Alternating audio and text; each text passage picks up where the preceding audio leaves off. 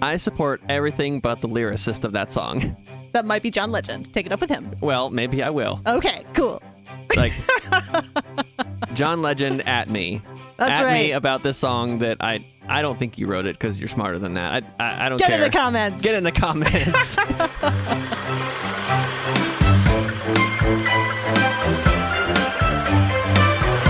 Merry Podcastmas, and welcome to a special Christmas edition of Steam Powered Movies with me, Mike. My gosh, that was incredible. I loved every second of it. And me, Dana, quite possibly the most snuggly steampunk author that is currently. Can confirm. Very snuggly. Got hot cocoa, got a nice cabled sweater, hair and pigtails. I'm feeling very cozy. Yeah, we're getting in the holiday spirit here. We watched a holiday steampunk film called Jingle Jangle. Not A to be Christmas confused. story. Not to be confused with the Trader Joe's product by the same name. Oh, really? Yeah, it's like a yogurt sprinkled covered pretzel mix. Also not to be confused with Jingle All the Way or any other myriad of jingle themed movie titles. Mm-hmm. No, it's Jingle Jangle, A Christmas Story, starring Forrest Whitaker, Keegan-Michael Key, with Felicia Rashad and Ricky Martin. Made in 2020, released on Netflix, and that's where we watched it. So this is the podcast where we watch steampunk films, and sometimes they're Christmassy, sort of. And then we talk about it. So that's what we're going to do here. We'll talk about it, give some highs and lows, and then give it some ratings at the end. So stick around for that. So Dana. Indeed. Initial thoughts. What did you think of Jingle Jangle? First of all, I want us to talk about what did we expect going in? Because I went into this cold, knowing that we were going to talk about it on this Oh, me too. podcast. So like I avoided any description of like what the movie was. So what did you expect? Like what did you think this was going to be? Okay, I did not watch any trailer. I Same. didn't know anything about it. I heard you say the title of the film. I looked and saw that it was on Netflix. I saw the first few seconds of the trailer, and there were gears everywhere, and I was like, "Yep, that works." Mm-hmm. So you asked me to write down my expectation before. I did So this is indeed. what I wrote down. I had no idea, so I wrote some kind of Christmassy adventure with geary gadgets, and they learn a lesson. I mean, that's not wrong. That's pretty much on point, actually. I mean, it's very generic. What did you expect? I was thinking something like a Christmassy Mr. Popper's Penguins kind of situation with like we have to like save a toy store or something. Okay. Which kind of is what happened a little bit, sort of. Yeah. Yeah, they saved the toy store inventory shop. Mm-hmm. Yeah. Or at least returned it to its former glory and spirit. Right. And got all the inventions back from the evil assistant Gustafson. I want to talk about what is it? No, yeah, Gusterson. That's his name. I thought it was Gustafson. No, it's Gusterson. I think you're wrong, but we'll just continue. Anyway, we're going to talk about Gustafson.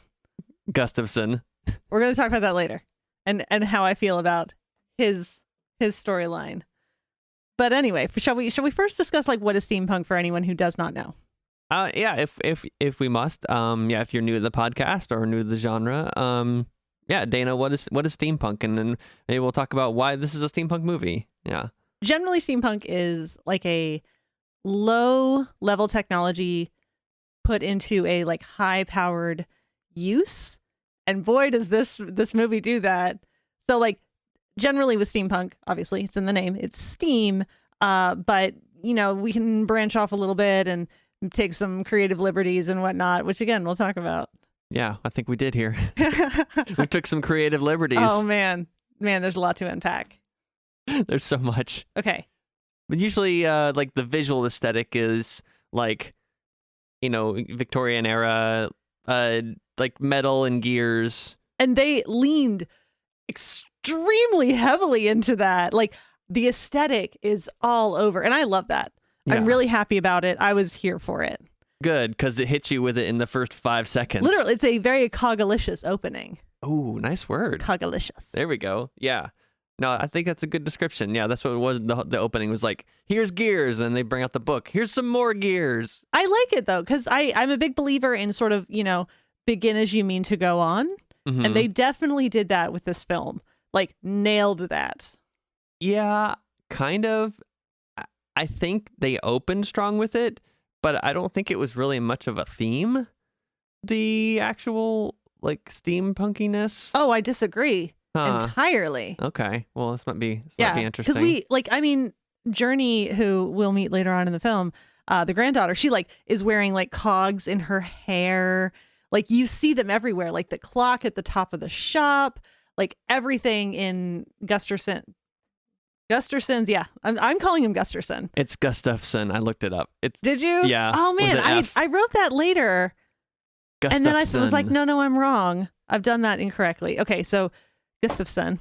Oops, my podcast fell over. My iPad fell over. Your podcast fell over. Is everyone okay? Everyone's fine. None of us actually fell over. Anyway, where was I before my iPad fell over? You were talking about how they started as they meant to go on with the gears and stuff. No, it was strong throughout. Yeah. Okay, I'll give you the visuals were strong throughout. Mm-hmm.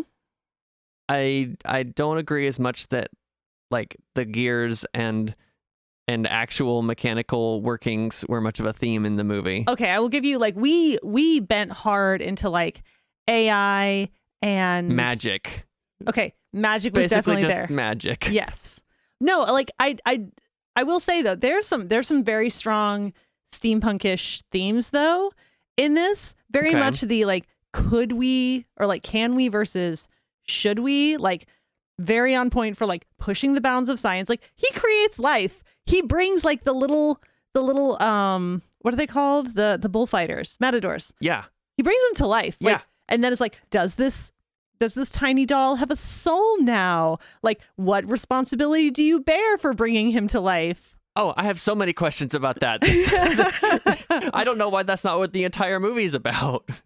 I do. He creates life. He does. It's insane, and it actually kind of insinuates that he created the doll itself beforehand, and then in the beginning of the film, he gets in the mail a package that says invention final ingredient on the package on the outside. That's how Amazon delivers packages. Right. It labels it as what specifically you're going to be using that thing for. Right. So he takes the dropper out of the Russian doll package and drops a drip into the doll, and it comes to life. So this thing he ordered from Amazon wherever is the thing that creates life, and it's just something you can order apparently. But what is happening here? I will grant you, they did go very broad with the things that are possible, and it definitely breaks my number one rule for writing.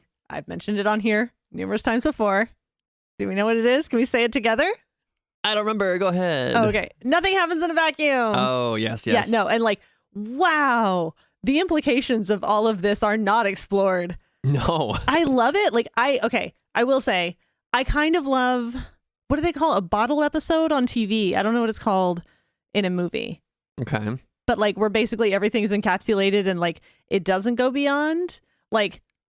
I do like that to an extent, in the movie Encanto. However, right, where the scope is very limited, and they even maybe established just some sort of boundaries between this part of the world and the rest of the world. To make this okay in my head, because if this is if we're really going to see this as the real world, wow, the implications, it's a lot. So I'm thinking of this this is a snow globe world. I think it kind of has to be, because it doesn't make any kind of sense in any real world. I had in my notes here, where even are they? Is it England? ? Some people have accents, some people don't. It's got a very stage play feel, kind of thing. And I do want to say, I'm not trying to crap on this movie right off the bat. This movie does have a lot going for it. Okay. I just think the science implications are not well explored and whatnot. And that's a whole subject unto itself. However, it's a children's film. It's a holiday film.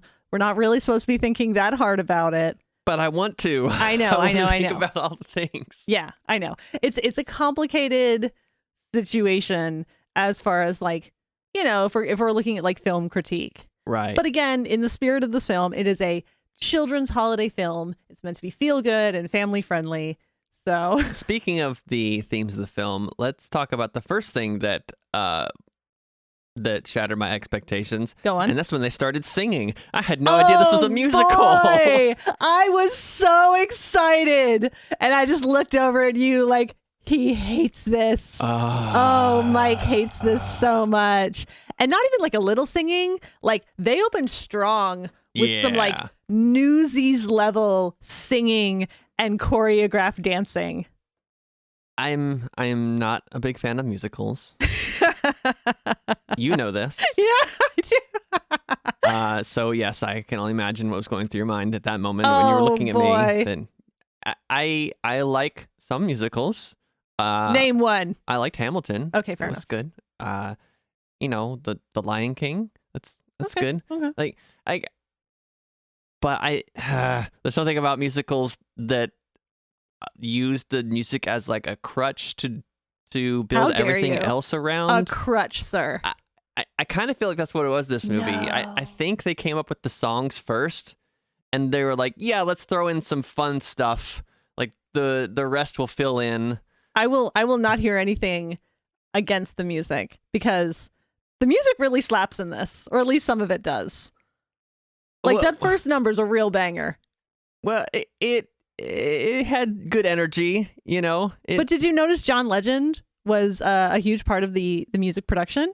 So yeah, it makes sense that the music was so good. Yeah, the music was good musically. Yeah, it was. Wow, articulate. Anyway, but yeah, when they started singing, I was like, oh, this is what's gonna happen, because it actually made it make a little bit of sense though, because even the first few minutes, I'm like, they're setting this up weird. It's like there's the whole framing device with Felicia Rashad's character. Felicia Rashad is the older version of Journey. We find that out at the end. Oh, by the way, spoilers. We're gonna spoil the movie in case you didn't know already. Since we mentioned it so late in the game, just put it in the liner notes that like spoilers. Yeah. This podcast spoils movies. If you haven't seen it, we're gonna talk about the ending at any point. You never know. So yeah. So when they were setting it up, the framing device, reading the story to the kids, and it starts the story, and they were kind of already setting up a lot of things. They were introducing you to Mr. Jangle. Is that his name? I already forget. Geronicus Jangle. Geronicus, or Jerry, as some people called him. Oh, you mean thirsty Ms. Johnston? Yeah, Ms. Johnston. She is real thirsty. Oh yeah, not hiding it. She was. I love she was all over it. Yeah, I love her energy. I actually did like her. She was pretty fun. But yeah, they were setting up everything. You meet Gustafson, who I wrote down in my notes. When we first met him, I wrote Gustafson, assistant villain ? As soon as we met him. So yeah, they were setting all these things up so quickly. I was like, wait, when are they going to tell the whole story? And then they started singing. I'm like, oh, that's what we're going to fill the time with. We're going to have songs.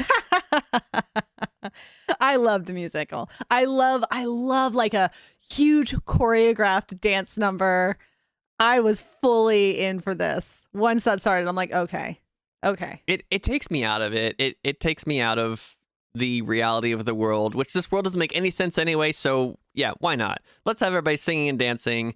Let's have this trio of guys just come in and be background vocalists and dancers for random stuff. I don't understand. And everyone around is just like, oh yeah, that's normal. Yeah, because they're all singing and dancing too. Everyone's in on it. But it's not normal. It's weird. No, disagree. It'd be amazing if it was real. But I was surprised by that, and then that happened. Yeah. So I guess we kind of already touched on it. Like, have we touched on all the things that make this movie steampunk? Is it just the aesthetic? There's more. Is there more? Yeah, like I said, strong aesthetic. There are goggles. Like, there's all these like gear, automated like gadgets and stuff. Also, the fashion. So, disclaimer: like, there's no one style that's like Victorian. The Victorian era was a very, very long time. Queen Vicky reigned for, oh gosh, decades and decades and decades and decades. I don't know how many years right off the top of my head. I think it's like in the neighborhood of 80 or something. No, that can't be right. She took the throne when she was like 18. 80 would make her like 100. Anyway, it was a long time. But yeah, there was a lot of like really fantastic fashion features from various stages throughout the Victorian era. Bernadette Banner has a very good video on this that came out about some of the different eras in Victorian fashion and kind of this idea of like, oh, Victorian style is just like one thing and it's not. Bernadette Banner, great YouTube channel for all kinds of historical dress education, but I digress. But yeah, we had like cage crinoline skirts. We had like the poofy sleeves. We had the hats. I even saw a chatelaine at one point, which excited me greatly. Word. Chatelaine. It made me extremely pleased. Yeah, so like all kinds of fabulous stuff. Like we had top hats, we had cravats, we had Miss Johnston. She had this like fabulous like double-breasted waistcoat. Love it. Yeah, she looked good. So yeah, I love all of the fashion in here, and we have like very candy shop colors and whatnot. Like I love all of the attire. It is a mess of different parts of the Victorian era. Yeah, so they didn't really stick to a time, period of time. It was a very long period, and fashions change over time. But there's not like a year that you could set this movie in. It was a whole bunch of them. It was a whole bunch of different styles and fashions and things like that. Yeah, there was a point in this during the movie where I was wondering, like, why is this set in what looks kind of like England? I feel like the setting of the movie was kind of confused because, like I said, some people... It was just ambiguous. Yeah, some people had accents, some people didn't. The street looked like a Muppet Christmas Carol. I don't hate that. No, but I think it seemed like the only reason it was is because it was supposed to be a Christmas movie, and that's like, this is where Christmas movies are set. We put them in Christmas Carol times. I actually thought the set looked like the set of that one episode of Doctor Who with David Tennant, where it might be when he meets Clara. I mean, yeah, the same kind of thing. I like it though. Like I said, it felt very stage play-y, and I like that. And I'm okay with that. I'm okay with it being like nondescript place where, you know, like there's clearly snow and it's like wintertime. Right. But I do feel like the setting, like that street and the snow was doing a lot of the heavy lifting as far as placing this as a Christmas movie. I will grant you that. There weren't really like Christmas decorations. Oh, yeah, as far you're as right. like garlands or Christmas trees, baubles, anything like that. There was nothing in the story that had to do with Christmas. Like, oh, we have to have this toy made in time for Christmas for the children. That's just your time bomb for, you know, narrative. Right, devices. But they didn't even use it for that. Like, there was the only mention of Christmas was when Journey comes to stay with Geronicus. Yeah. And he's got to learn his lesson by then. Yeah, but he's got to complete his character arc. It was kind of just arc. arbitrary that her mom was like, I'll come pick you up on Christmas. And that's the only mention of Christmas, pretty much. I mean, they have to make it Christmassy somehow.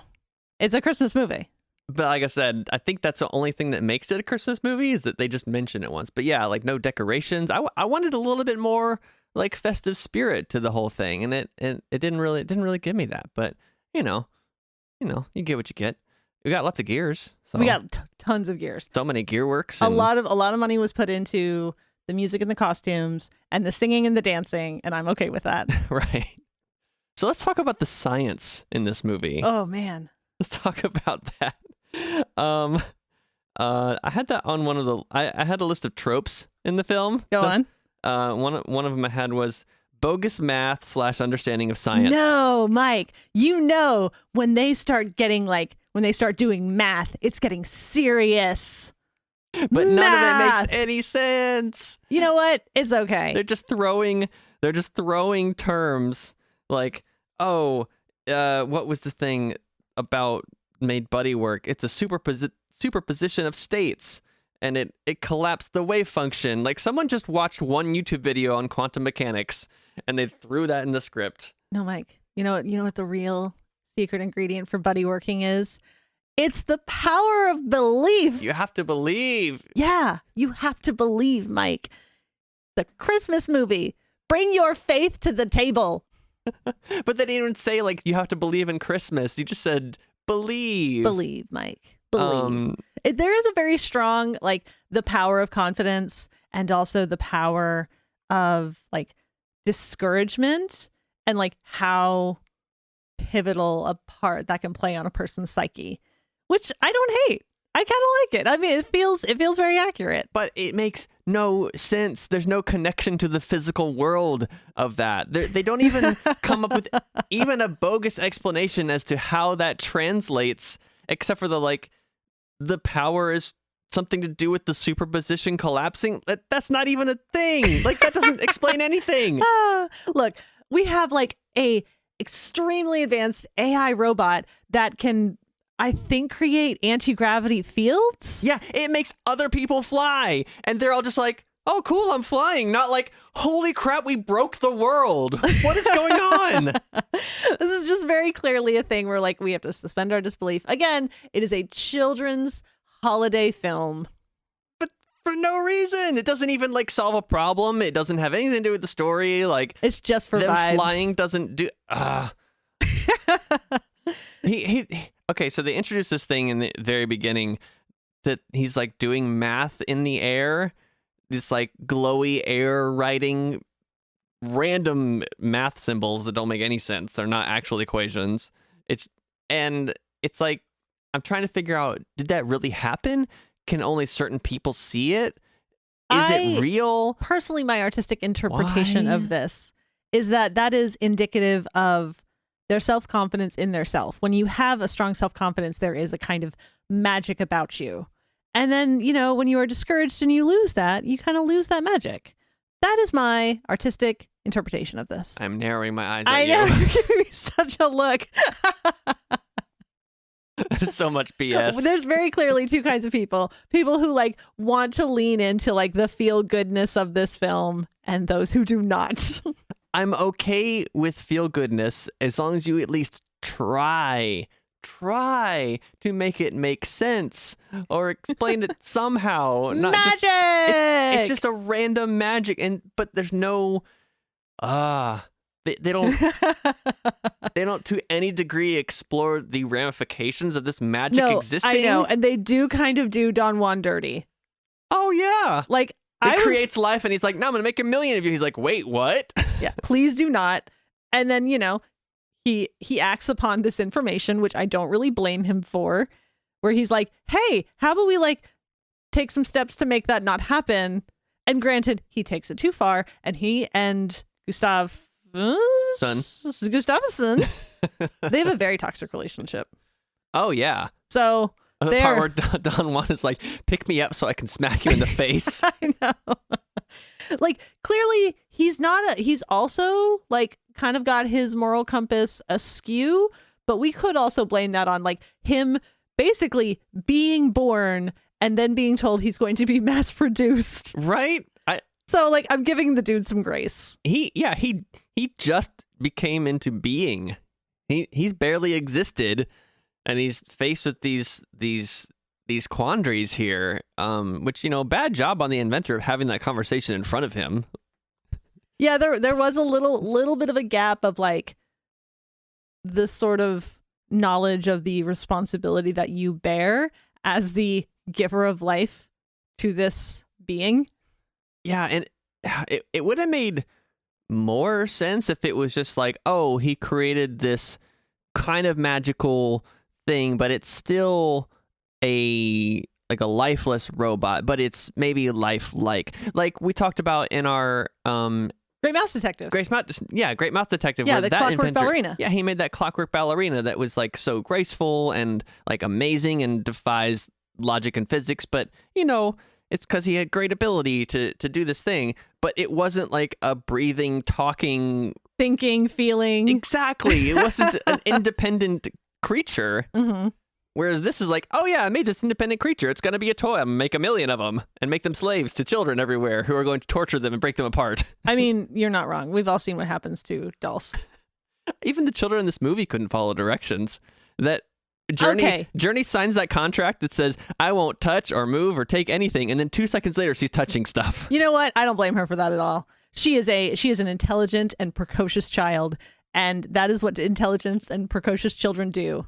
They push the boundaries. Totally agreed. I found it was funny that she signed the contract and then 2 seconds later, I'm touching things now. Yeah, that's right what away. A child does. But at least she knows about engineering and magical science and how gears work and stuff. So she could be sort of trusted with that. Whereas, this toy maker's idea was to make 1 million sentient beings and sell them as slaves. Yeah, I will say that was I felt a little bit not super well thought out. But again, we're sticking with the holiday child movie.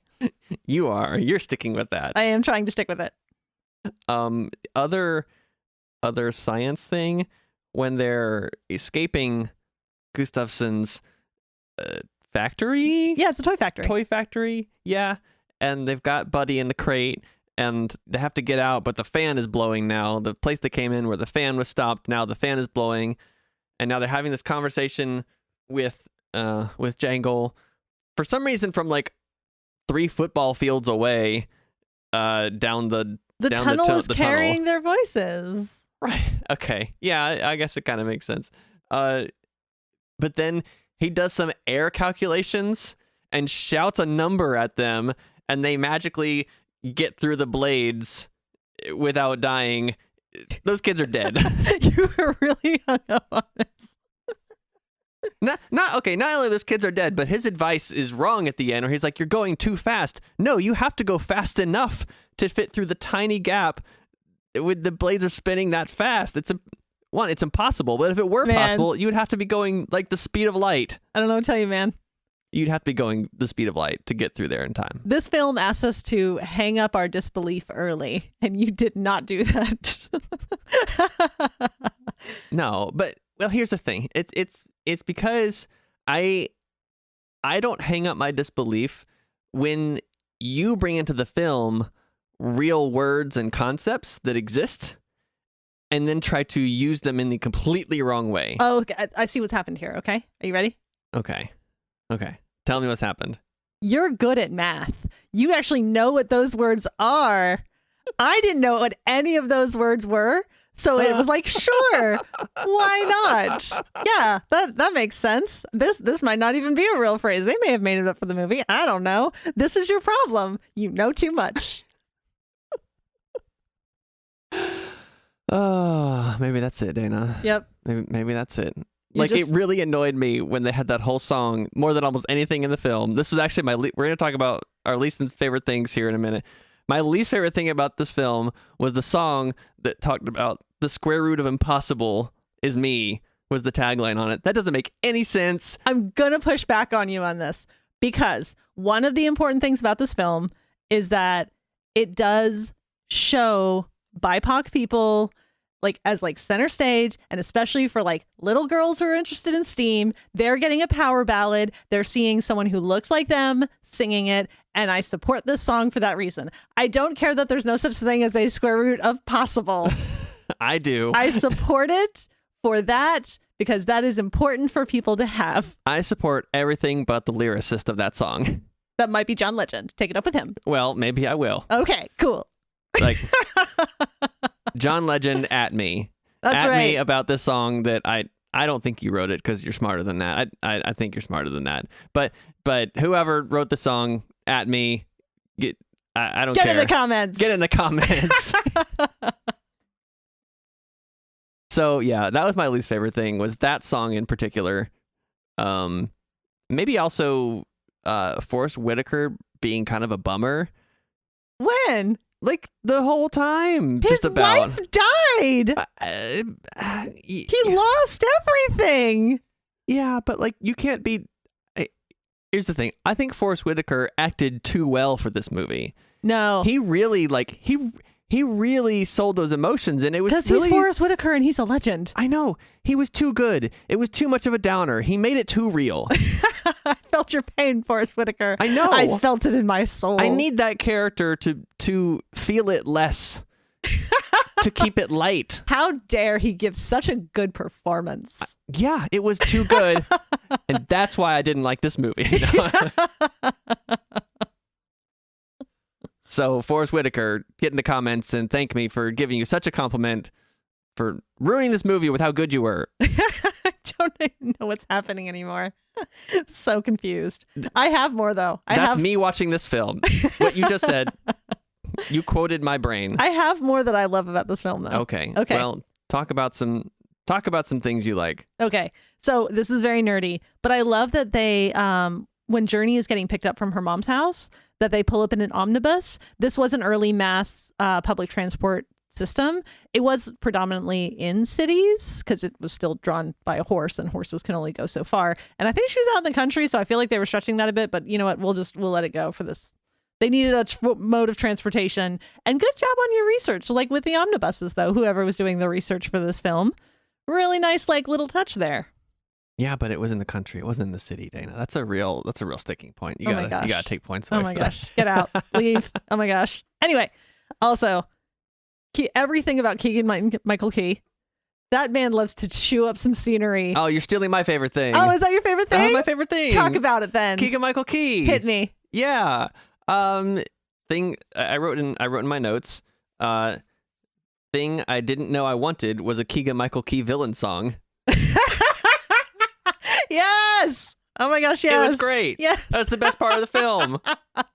Him being a villain. I'm telling you, the music in this slaps. It's so good. That song was the best. Although I will say, I think in most musicals, villain songs have an unfair advantage to be the best song in a musical. They are often very good. Because often the hero songs are going to be like ballads, and they're going to be like kind of sappy, and okay, they're not always going to be, but they have a tendency to be like more sappy and like earnest and heartfelt, which is kind of boring because you can only write so many songs like that. Mike likes dark stuff, and that's how you end up with the square root of impossible as your tagline for your chorus, because the rest of that song is just random inspirational sayings, which is fine, and you needed some kind of original line on the chorus. Anyway, back to Keegan-Michael Key.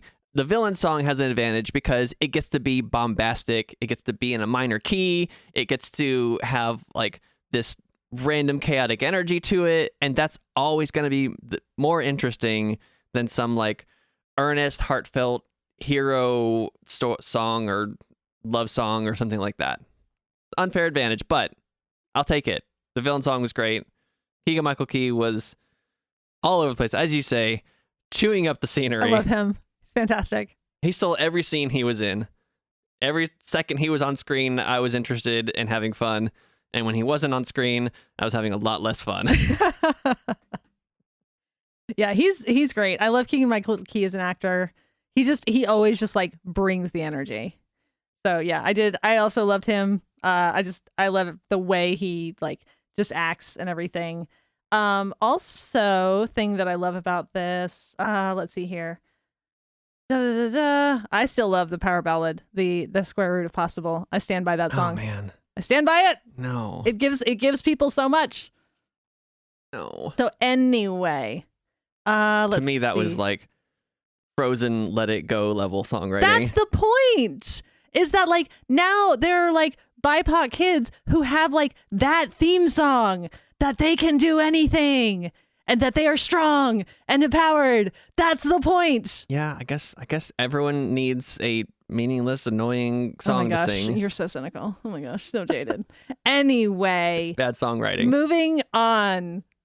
Let's see. I already talked about. Oh, right. So we already talked about how much we love Ms. Johnston.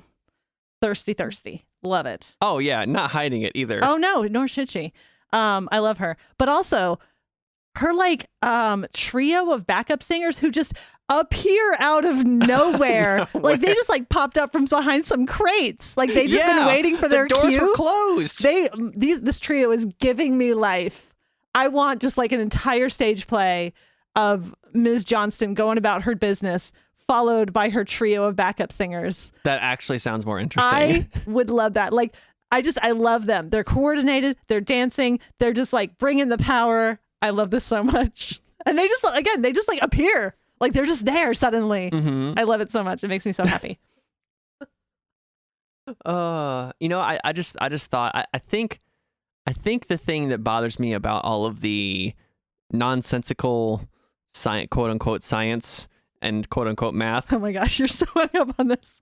in this movie is that let's say the main character wasn't supposed to be like a gears and math toy maker. Let's say he was like a playwright or something like that. Something artistically creative that's not rooted in science or math. I think you could get away with a lot more like, oh, the power of inspiration or belief, like powers and fuels this thing that we do.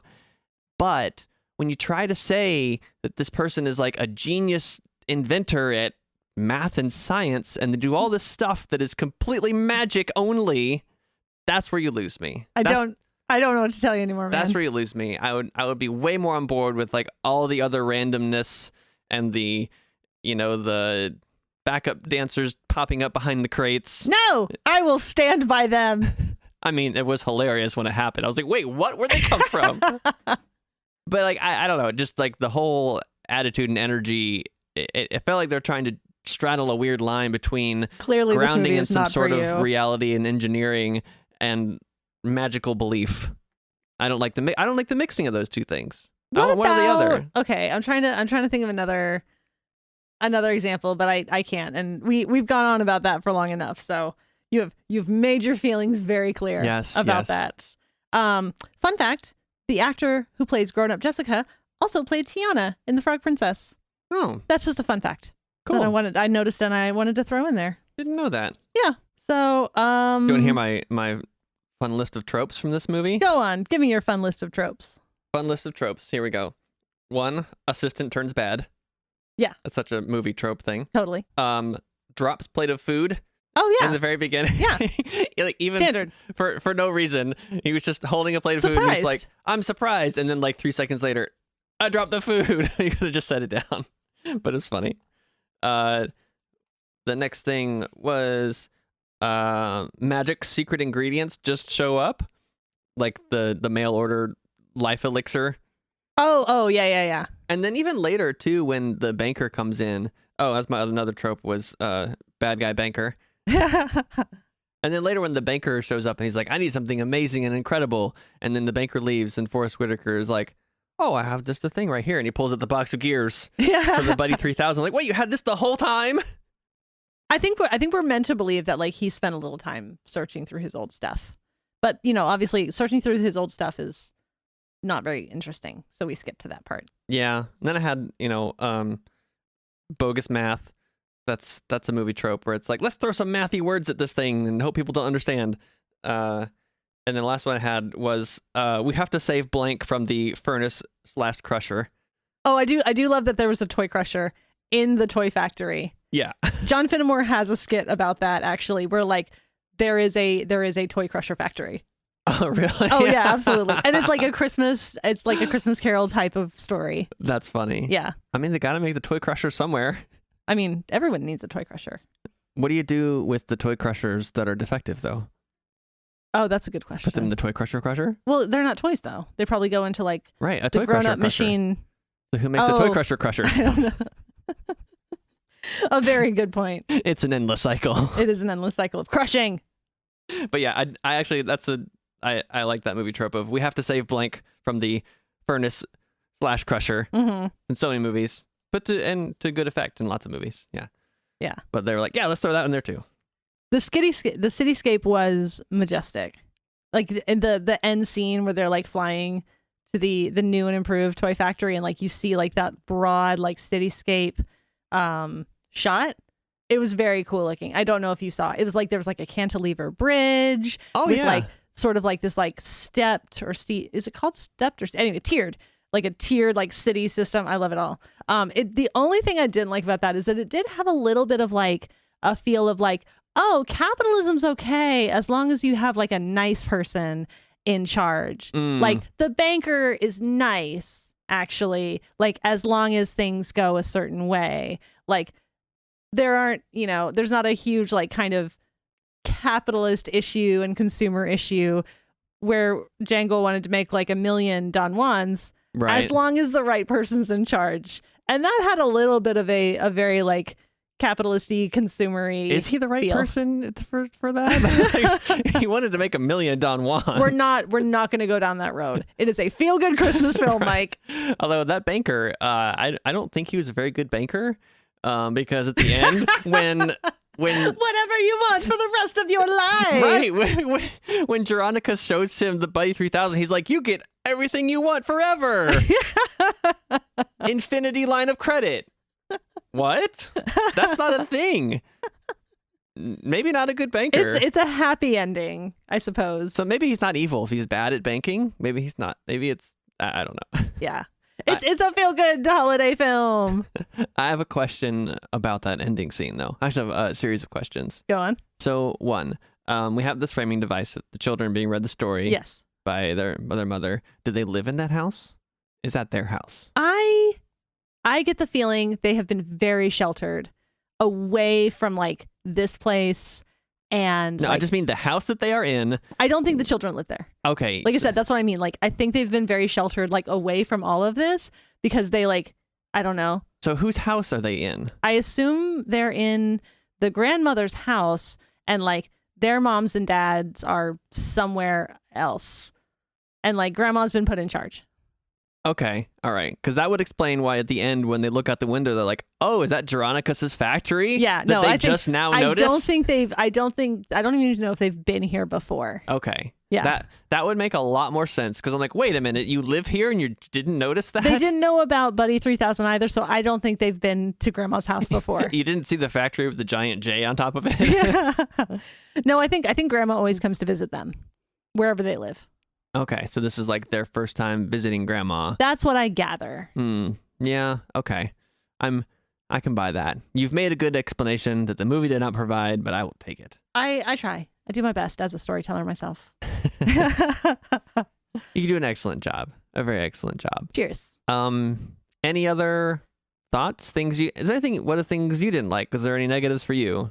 I mean, again, I'm trying to stay within the spirit of this film. It is a film that is like feel good, holiday, family friendly, and trying to like be very representative of BIPOC people.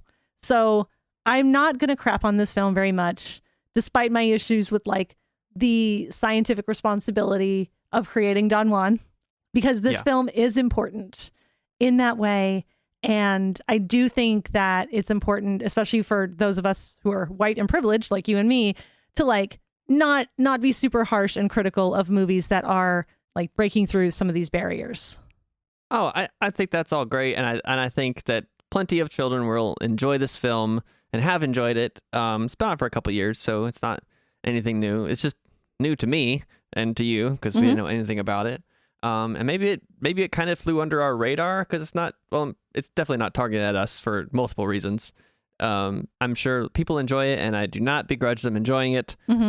I just enjoy it in my way and point out the things that make zero sense to me. Speaking of begrudging people enjoying things, there's another Christmas film that I quite enjoy, Muppet Christmas Carol. And listeners, you need to know, I've been trying to convince Mike that we should do Muppet Christmas Carol as a Christmas steampunk film review. So get in the comments, everyone, tweet at Mike.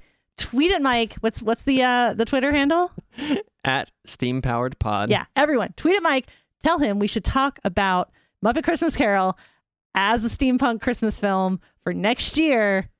I don't think it's very steampunk at all. Disagree. I already gave you a whole dissertation on it. I will give you another one, and I will sing it at you. Sing it at me. No. Well, we will spare the listeners that. So that's me shoehorning in my request for next year as well. Okay, so for next year, get in the comments. What Christmas themed steampunk film should we review next December? Muppet Christmas Carol. Will it be Muppet Christmas Carol? Will it be The Man Who Invented Christmas? Will it be The Man Who Invented Christmas? Will it be something else that we don't know about that you suggest to us? That'd be great. If anyone suggests any film that we cover on this podcast, we will give you a shout out. So send us a great suggestion. We'll give you a shout out. And at Steam Powered Pod. We hope that happens for sure. I think we've kind of talked about everything here. It's time to rate this film. We give the films that we talk about two different ratings. One is how steampunk is this film. Mm-hmm. So on a scale of 1 to 5 steam engines, Dana, how steampunk is this movie? I think this movie is 5 steam engines. Really? I do. They leaned very hard into that aesthetic. Yes, we veered off into like AI and whatever you call it when you like bring a doll to life. Magic punk, maybe? I don't know. Is that magic punk? I don't know. Anyway, but like they really leaned into the steampunk aesthetic very early on, very strong, and maintained it throughout the film. I say 5 steam engines. Okay. I don't think we're gonna agree on this. We usually come up with one rating that we share. I think it's the first one that we've like really disagreed on how steampunk a movie is. Mm-hmm. I think it's only 3 because Okay. I would take 1 point off because there's like nothing steam powered at all in it, and it's more magic powered. So that to me takes away, and I would take another point away because it's not grounded in like mechanical reality at all. So yeah, that's kind of my view on it. Can we average it out and give it 4? Can we give it a combined 4 rating? I mean, that is how math works. So See, that's how you do math correctly. No, we're not going down this road again. All right, so collectively, we're giving it 4 out of 5 steam engines for how steampunk. The next rating we give it is, we play amateur film critic, but we're not real film critics.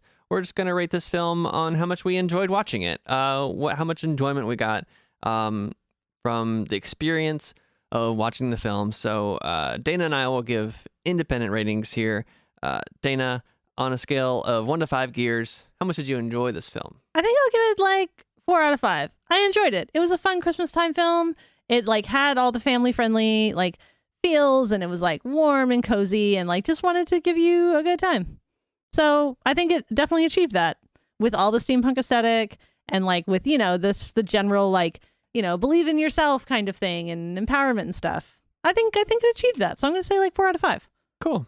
I'm glad you enjoyed it. I really am glad that you enjoyed it. As much as I talk about things that I didn't like, or sometimes I talk about things I think don't work in movies. Like, I'm genuinely happy for people enjoying films that I don't like. So that's cool. For me, out of 5 top hats, I'm going to give this one 2 top hats. Mm-hmm. 1 for Miss Johnston and 1 for Keegan-Michael Key for chewing up scenery and giving us a good villain song and villain performance. Love it. Those were the fun scenes. I actually really enjoyed the scenes with those characters in them. So 1 for each, 2 out of 5 top hats. That's how it shakes out here for Jingle Jangle. A Christmas story. A Christmas story. Yes, indeed. Any final thoughts for our listeners before we go? Get in the comments, y'all. Get in there. Vote Yes. vote for the Christmas film you want to see us do next year. Yes, so if you have any feedback for us, tweet at us at SteamPoweredPod.